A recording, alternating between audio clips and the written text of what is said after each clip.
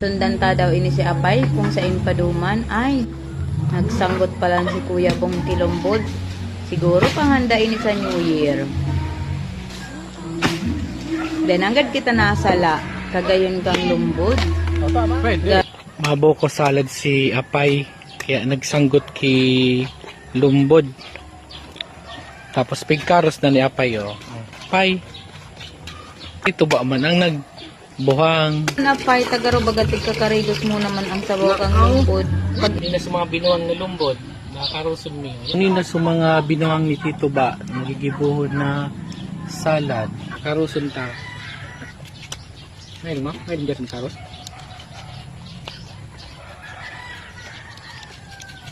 So, andang matapos. Tapusin tayo ni. Tapos ikad ko sa...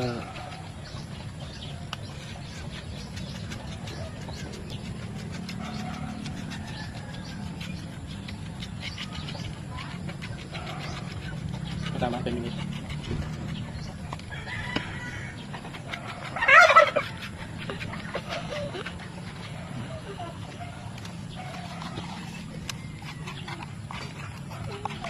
Okay, puskan.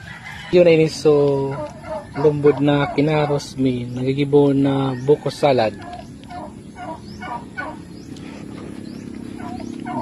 So dako lang mga 2 kilo gid ini.